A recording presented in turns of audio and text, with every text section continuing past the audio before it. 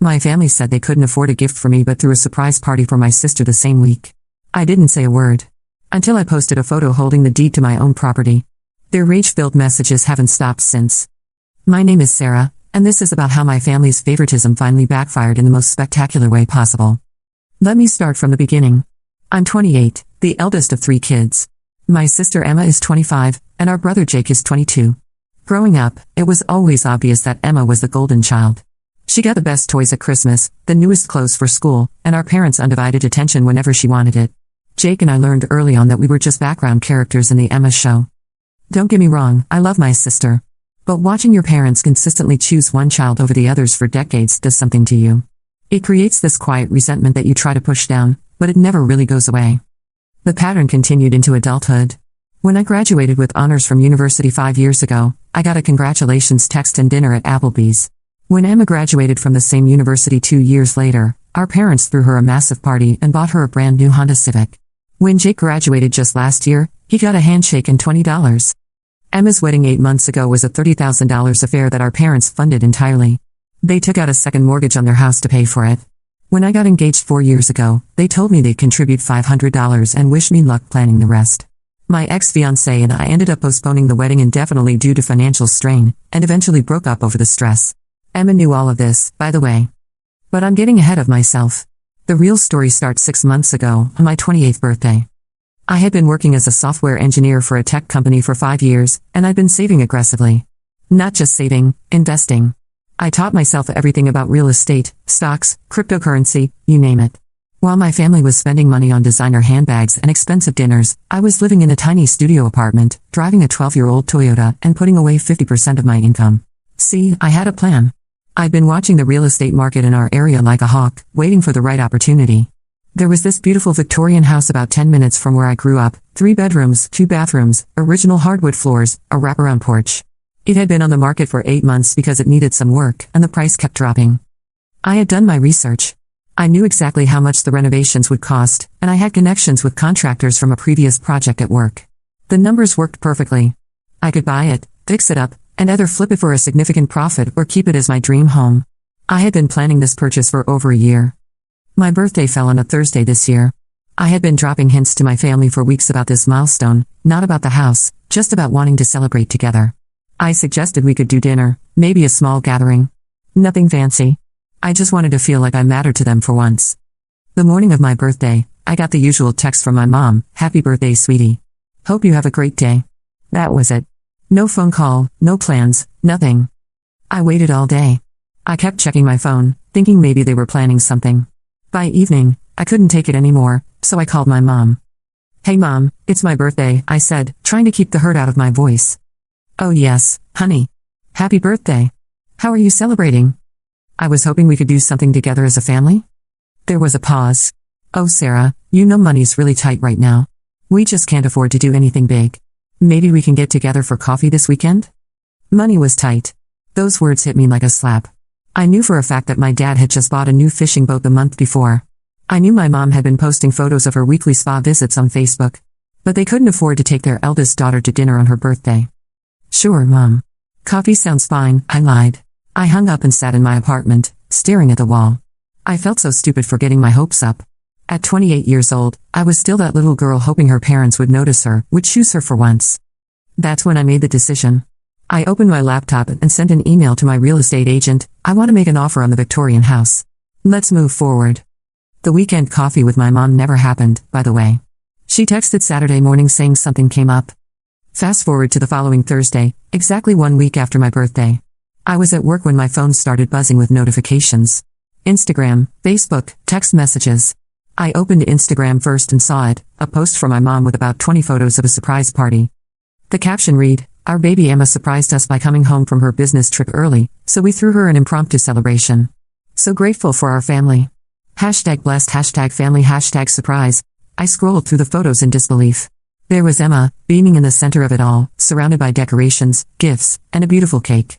Our parents, Jake, both sets of grandparents, aunts, uncles, cousins, everyone was there.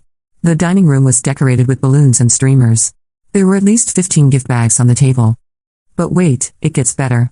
I kept scrolling and saw a photo of Emma holding up a set of keys, with a caption and the biggest surprise of all, Mom and Dad are helping me find the perfect house when I'm ready. Dreams really do come true. I stared at that photo for a full 5 minutes.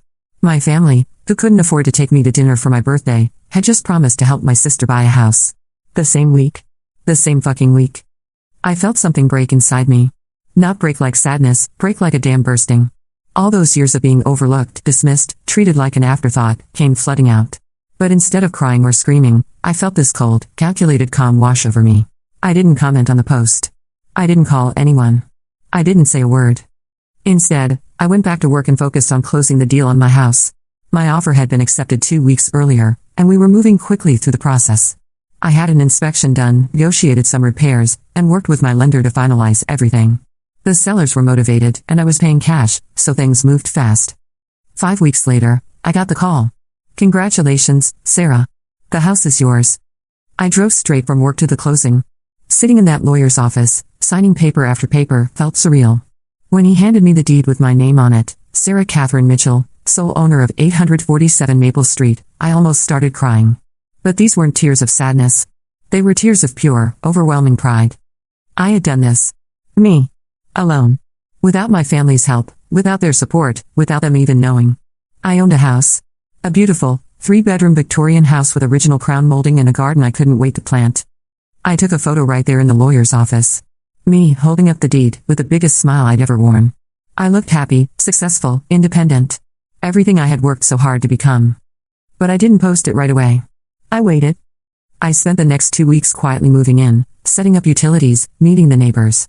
I had already given my landlord notice weeks earlier and arranged for a moving company to pack and transfer my belongings while my family assumed I was just at work. The house needed work, but it was structurally sound and absolutely gorgeous. I hired contractors to update the kitchen and bathrooms, refinish the hardwood floors, and paint the exterior. I was living my dream, and my family had no idea. During those 2 weeks, I got exactly 3 text messages from family members. One from Jake asking if I could lend him money for car repairs. I said no. One from my mom sharing a meme about coffee. I didn't respond. And one from Emma asking if I wanted to see photos from her house hunting. I left it on read. 2 weeks after closing, I was ready. I had taken dozens of photos of the house, inside and out. I had photos of me painting walls, assembling furniture, planting flowers in the garden. I looked happy, glowing, accomplished. But the photo I chose to post was the original one from the lawyer's office. Me, holding the deed, smiling like I just won the lottery. Because in a way, I had. I crafted the caption carefully, officially a homeowner. Couldn't be happier with my new place. Sometimes the best things happen when you do them yourself. #new house, #homeowner, #blessed, #self-sufficient. I posted it simultaneously on Instagram, Facebook, and Twitter at 7 p.m. on a Friday night, prime social media time when I knew my family would be scrolling. Then I put my phone on silent and went to take a bubble bath in my gorgeous clawfoot tub. When I checked my phone 2 hours later, I had 47 missed calls and 73 text messages. The comments on my posts were a mix of congratulations from friends and coworkers and complete shock from family members. My cousin Lisa, Sarah what? When did this happen? My Aunt Carol, wait, you bought a house? When? How? But it was the private messages that told the real story. From my mom, Sarah, call me immediately. We need to talk. From my dad, what the hell is this? You bought a house without telling us? From Emma, are you fucking kidding me right now? From Jake, yo sis this is crazy. Can I come see it? The messages kept coming. I sat in my beautiful new living room, wrapped in a fuzzy robe, reading message after message of shock, anger, and demands for explanations. But the best part? The screenshot my friend Rebecca sent me of Emma's Instagram story from that night. It was a photo of her ugly crying with the caption, "When your sister decides to upstage your moment by buying a house without telling anyone." Some people have no consideration for timing. I laughed so hard I snorted wine through my nose. Saturday morning brought a new wave of messages. My mom had apparently been awake all night crafting the perfect guilt trip. Sarah, I'm so hurt that you didn't include us in this major life decision. We're your family. We should have been part of this journey. I don't understand why you would shut us out like this. After everything we've done for you, this feels like a slap in the face. Please call me so we can discuss this like adults. I read it twice, then deleted it without responding. Emma's messages were less subtle. This is so fucking typical of you, Sarah. You've always been jealous of me, and now you're trying to steal my thunder. I just bought my house 3 weeks ago and you're already trying to one-up me. You're pathetic. And posting it the same week as my housewarming party? Really? You couldn't wait? You had to make it about you? Mom and Dad are devastated that you hid this from them. I hope you're happy. I stared at that last message for a long time. The audacity was breathtaking. Emma was mad at me for buying a house the same week as her housewarming party, but she had gotten a surprise party the same week as my birthday. The hypocrisy was almost impressive. By Sunday, the messages had escalated. My dad, who rarely texts, sent a long paragraph about respect and family values. My mom left a voicemail crying about how I was tearing the family apart. Emma posted a passive-aggressive quote on her Instagram story about toxic family members who create drama for attention. But the message that broke me wasn't angry.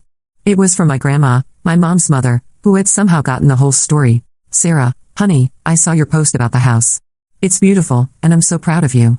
I hope you know that some of us have been noticing how hard you work and how much you've accomplished on your own. You're a strong, independent woman, and you should be proud of yourself. I love you. I cried reading that message. Happy tears, sad tears, relieved tears, all of them at once. Monday morning, I decided to break my silence. But not with private messages or phone calls. I posted an update on social media. Thank you to everyone who has congratulated me on my new home. I'm overwhelmed by the love and support. For those asking about timing and why I didn't share this journey sooner, I've learned that the most rewarding accomplishments are often the ones you achieve quietly, on your own terms. Sometimes you have to bet on yourself when no one else will. Grateful for this new chapter and excited for what's ahead. The subtext was clear to anyone paying attention. I didn't name names or throw anyone under the bus, but the message was unmistakable. I did this alone because I had to. The response was immediate. Friends started commenting with supportive messages. Coworkers shared stories about their own solo achievements. Even acquaintances from high school reached out to say how inspiring my post was. But my family's reaction was nuclear. Emma called me screaming. I let it go to voicemail. The transcript was almost incoherent. You manipulative bitch. Making us look bad. Passive-aggressive. Always the victim. Dad wants to disown you. My mom showed up at my old apartment Tuesday evening. When I didn't answer, because I wasn't there, she called my landlord demanding to know if I had moved out. The landlord, bless him, told her it was none of her business. Wednesday brought the most revealing message of all. My dad, who had been silent since his initial angry text, sent this. Sarah, we need to have a serious conversation about your attitude and behavior. Your mother is beside herself. Emma is talking about cutting contact with you entirely. This family has supported you your entire life, and this is how you repay us? By making us look like bad parents on social media? We demand that you take down those posts and apologize to your sister. If you don't, there will be consequences. I read that message 3 times. This family has supported you your entire life. The delusion was staggering. That night, I was having dinner with my friend Marcus, catching him up on the whole situation. Marcus had known my family for years and had witnessed their favoritism firsthand. So let me get this straight, he said, setting down his fork.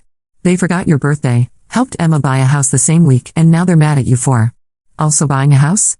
That's the simplified version, but yes. And your dad thinks they've supported you your entire life? Apparently. Marcus shook his head. Sarah, you know this is insane, right? Like, objectively crazy behavior on their part? I nodded. I know. But it still hurts. Of course it hurts. They're your family. But you need to see this for what it really is. They're not upset that you bought a house. They're upset that you did something big and impressive without needing them. It threatens their narrative that Emma is the successful one and you're the struggling older sister who needs their help. He was right. My success made their favoritism look bad, so instead of examining their behavior, they were attacking me for achieving something independently. Thursday marked 2 weeks since my original post, and the messages were still coming. Emma had enlisted her friends to comment on my posts with subtle digs. My mom was posting cryptic Facebook statuses about ungrateful children and family loyalty. My dad had apparently told extended family members that I was going through some kind of mental health crisis. But something interesting was happening too. Other family members were reaching out privately to congratulate me. My cousin David sent a long message about how he always admired my work ethic. My aunt Susan called to ask for financial advice for her own daughter. Even some family friends were sliding into my DMs to say they'd been following my journey and were impressed by my independence. It became clear that the people who actually knew me weren't surprised by my success, they were just surprised it had taken this long for everyone else to notice.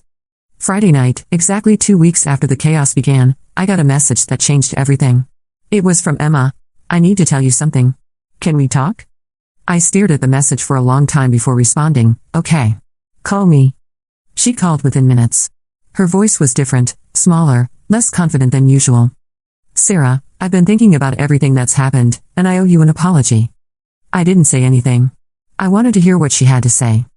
I was so mad when you posted about the house because Because I knew it made me look bad.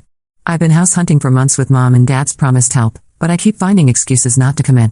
Meanwhile, you just went out and bought your dream house with cash. I was embarrassed. She paused. But that's not your fault. You worked hard for this. You've always worked harder than me, and I think I've always resented you for it. This was not what I expected. When we were kids, everything came easy to me because Mom and Dad made it easy. But you had to fight for everything. I never appreciated how hard that must have been until this week, when everyone started asking me why I needed help buying a house when my older sister could do it alone. I felt tears starting. Emma. I'm not done. I know Mom and Dad messed up. They've always treated you differently, and I let them because it benefited me. That was wrong. And the thing with your birthday. Sarah, I knew it was your birthday when they threw me that party. I knew, and I didn't say anything. The tears were falling now. Why didn't you say anything? Because I'm selfish. Because I like being the center of attention. Because I told myself you didn't care about that stuff anyway. Her voice cracked. But you do care. Of course you care. And I'm so sorry. We talked for 2 hours. Emma told me things I never knew, how she'd always felt pressure to be perfect because she was the favorite, how she'd been jealous of my independence and self-sufficiency, how she'd been afraid that if she wasn't the golden child, our parents would stop loving her entirely. It didn't excuse everything, but it helped me understand. Emma wasn't evil, she was just as damaged by our parents' favoritism as I was, in a different way. What do you want to do about Mom and Dad? She asked. I don't know. They're still sending me angry messages demanding apologies. You shouldn't apologize. You didn't do anything wrong. Will you tell them that? I'll do better than that. I'm going to have a conversation with them about how they've treated you over the years. It's long overdue. That conversation happened the next day. Emma called me afterward, exhausted. How did it go? I asked. About as well as expected. Mom cried and said she never meant to make you feel less loved. Dad got defensive and said they treated us equally. I showed them specific examples going back years. It was a lot. Do they get it now? I think Mom is starting to. Dad is going to need more time. He doesn't like being wrong about anything, let alone something this big. The next few days brought some unexpected developments. Jake, who had been mostly silent throughout this entire ordeal, showed up at my new house unannounced on Tuesday evening. I was in the kitchen unpacking dishes when I heard the doorbell. Holy shit, Sarah, he said when I opened the door. This place is incredible. I let him in, watching as he took in the restored hardwood floors, the original crown molding, the way the evening light streamed through the tall windows. I had no idea you were even looking at houses, he said, running his hand along the banister of the main staircase. This must have cost a fortune. I've been saving for a long time, I said simply. Jake nodded, then sat down heavily on my new couch. I owe you an apology too. Jake, you don't. Yes, I do. I've been thinking about what Emma said, about how Mom and Dad have always treated you differently. I guess I never really noticed because I was dealing with my own stuff. Being the youngest, the son they expected to carry on the family name but never seemed to live up to their expectations. He looked around the room again. But you're right. They've never given you credit for anything you've accomplished. I sat down across from him. It's not your fault. You were just a kid too. Maybe, but I'm not a kid anymore. And I should have said something when they forgot your birthday and then threw Emma that party. He pulled out his phone. I actually recorded part of that party because I thought it was weird timing, but I didn't know what to do with it. He showed me a video I hadn't seen before. It was my mom, clearly tipsy, talking to my Aunt Susan. We just love spoiling our Emma. She works so hard, and she deserves nice things. Sarah's always been more of the independent type anyway, she doesn't really need the same kind of support. Hearing those words, even secondhand, felt like a punch to the gut. The independent type. As if my independence was a choice rather than a necessity. I'm sorry, Sarah. I should have shown you this weeks ago, but I didn't want to make things worse. Actually, I'm glad you waited. If I had seen this when everything first happened, I might have done something I regretted. Jake spent the next hour helping me hang pictures and telling me about his own struggles with our parents' expectations. It was the longest real conversation we'd had in years, and it made me realize how much the family dynamics had affected all of us, not just me. After Jake left, I found myself thinking about my childhood in a different way. I pulled out some old photo albums I brought from my apartment and spread them across my dining room table. Looking through them, the patterns became even more obvious. There were dozens of photos of Emma at school events, dance recitals, soccer games, with both parents beaming in the audience. There were maybe 5 photos of me at similar events, usually with just one parent present, if any. In family vacation photos, Emma was always in the center, with the rest of us arranged around her like supporting cast members. But what struck me most were the photos from my high school graduation. I had been valedictorian, earned a full scholarship to college, and was heading off to study computer science. In the handful of graduation photos, I looked happy but somehow alone, even surrounded by family. Emma, who was only a freshman in high school at the time, looked bored and was checking her phone in most of the shots. I found a photo from Emma's high school graduation 4 years later. There were probably 30 photos from that day, professional quality shots of Emma in her cap and gown, candid family moments, even photos of the celebration dinner afterward. The difference was stark. I was putting the albums away when my phone buzzed with a text from an unknown number. "Hi Sarah, this is Monica from the coffee shop on 5th Street. I saw your house post on Instagram and wanted to reach out. I'm a real estate agent now, and I have clients asking if you'd be interested in selling. The Victorian renovations have really caught people's attention. No pressure, just thought I'd mention it." It was surreal. I had worked in that coffee shop during college, saving every tip to pay for textbooks and groceries. Monica had been a regular customer who always left generous tips and asked about my studies. Now she was reaching out because my house had become neighborhood famous. I screenshot the message and sent it to Emma with a caption, "Plot twist, apparently I'm getting offers on the house already." She called immediately. "Are you going to sell it?" "No way. I love it here. But it's nice to know I made a smart investment." "Sarah, can I ask you something? When you were planning all this, the house, the renovations, everything, did you ever think about telling us? Like, did the thought cross your mind?" I considered lying, giving her an easy answer.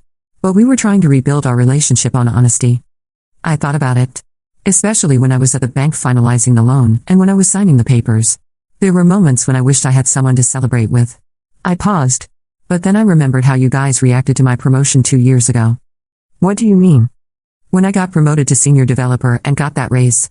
I was so excited to tell everyone at Sunday dinner.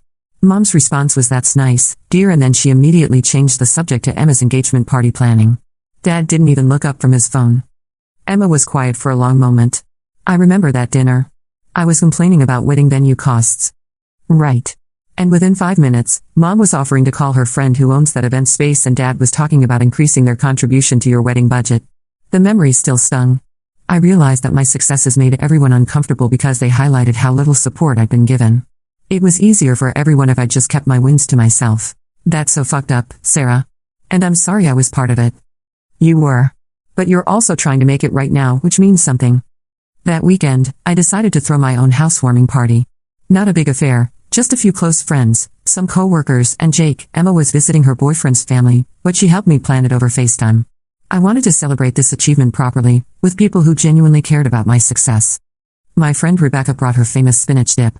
Marcus arrived with a bottle of champagne and a succulent from my kitchen windowsill. My co-worker David, who had mentored me through some difficult projects, brought his wife and twin daughters, who immediately fell in love with a big backyard. We grilled burgers, played music, and gave tours of the house. Everyone was genuinely impressed with the renovations and kept asking about my design choices, my contractor recommendations, my timeline for different projects. It felt amazing to be the expert for once, to have people seek out my advice and opinions. Around sunset, we were all sitting on the front porch when my neighbor from across the street came over with a plate of homemade cookies. "I'm Helen," she said, introducing herself to the group. "I wanted to welcome Sarah properly to the neighborhood. We've been watching the renovation process, and you've done such beautiful work." Helen was probably in her 70s, with silver hair and kind eyes. She settled into one of my porch chairs like she'd been coming to these parties for years. "This house sat empty for almost a year before Sarah bought it," she told my friends. "We were all worried it would stay that way or get bought by some investor who would flip it cheaply. But Sarah has been so respectful of the original character while making it her own." "Helen knows everything about this neighborhood," I explained. "She's lived here for 40 years. 43 next month," Helen corrected with a smile. "And I can tell you that this young woman has brought more life to this street than we've seen in a long time. She actually talks to her neighbors instead of hiding behind headphones. She's already volunteering for the neighborhood association." My friends exchanged impressed looks. Rebecca raised her champagne glass, to Sarah, for creating the home she deserves and the life she's always worked for. Everyone cheered and clinked glasses. In that moment, surrounded by people who appreciated me for who I was rather than comparing me to someone else, I felt a happiness I hadn't experienced in years. Later that evening, as I was cleaning up, I got a text from my mom. "Saw Jake's Instagram story from your party. The house looks lovely. I hope we can visit soon." It was a small gesture, but it felt like progress. She wasn't demanding an invitation or making it about her feelings. She was just acknowledging what I'd accomplished and expressing hope for the future. I decided to respond, "Thank you. I'd like that too, when we're all ready." The next morning brought an unexpected visitor. I was in my garden, planting herbs in the raised beds I built, when I heard a car door slam. I looked up to see my dad walking across the lawn, looking uncertain and older than I remembered. "Hi, sweetheart," he said, using a tone I hadn't heard from him in years. "Hi, Dad. This is a surprise. How did you get my address?" "Jake gave it to me." "I hope that's okay. I asked him not to tell you I was coming because I wasn't sure I'd have the courage to actually show up." He looked around the yard, taking in the landscaping, the fresh paint on the house, the new porch furniture. Jake wasn't exaggerating. "This place is really something." "Thanks." I stood up, brushing dirt off my hands. "What brings you by?" He was quiet for a moment, and I could see him struggling with something. My dad had never been good with emotional conversations or admitting when he was wrong. "I've been thinking about what Emma and your mother have been saying. About how we've treated you over the years." He kicked at a small stone in the walkway. "I don't see it the same way you all do, but I can see that you feel hurt. And that's not what I wanted." It wasn't a full apology, but it was more than I'd expected from him. "I've always been proud of you, Sarah. Maybe I didn't show it the right way, but I am. This house, your job, the way you've handled yourself through all this drama, it shows strength." "Dad, let me finish. I know I'm not good at this stuff. Your mother is better with the emotional things. But I want you to know that when I tell people about my kids, I talk about your career, your independence, your accomplishments. I guess I assumed you knew that." I felt tears starting. "I didn't know that." "Well, now you do." He looked up at the house again. "Can I see the inside?" "Jake said you did most of the design work yourself." I gave him the full tour, watching as he examined the crown molding I'd had restored, the built-in bookcases I designed for the living room, the kitchen island I'd custom-ordered to fit the space perfectly. He asked technical questions about the electrical work, the plumbing updates, the HVAC system. It was the most engaged conversation we'd had in years.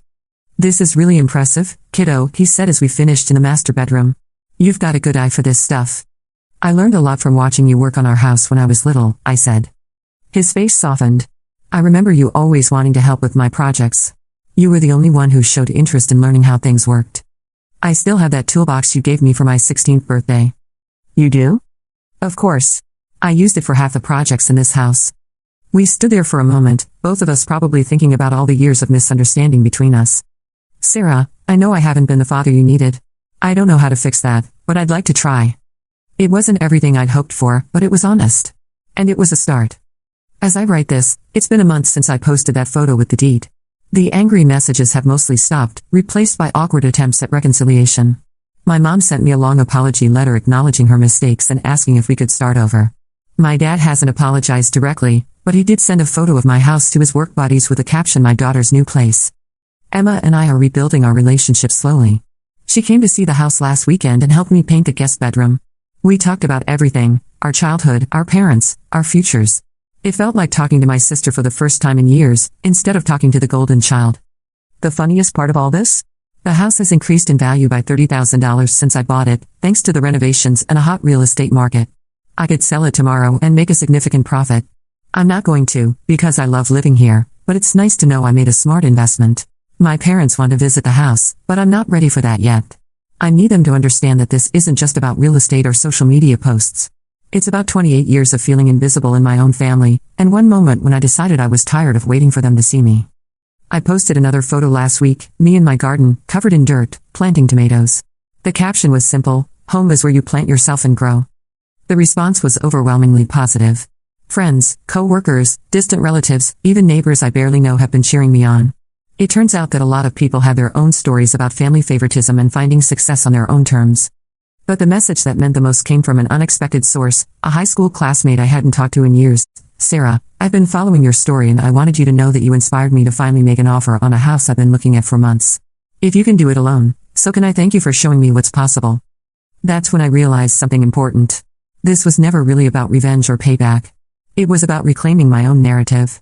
For years, I let my family define me as the struggling older sister who couldn't quite get her life together.